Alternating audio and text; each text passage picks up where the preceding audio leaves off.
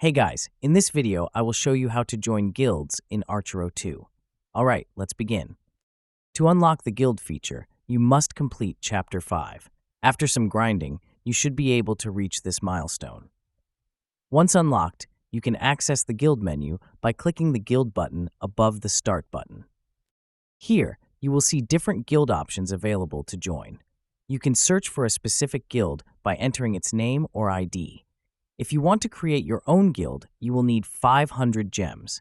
This allows you to build a personal guild that others can join. If you prefer not to spend gems, you can join existing guilds as long as you meet their requirements. Some guilds have specific criteria, so check the details before joining. Alternatively, you can use the auto-join option to be placed in a random guild. So that's basically how you can join guilds in Archero 2.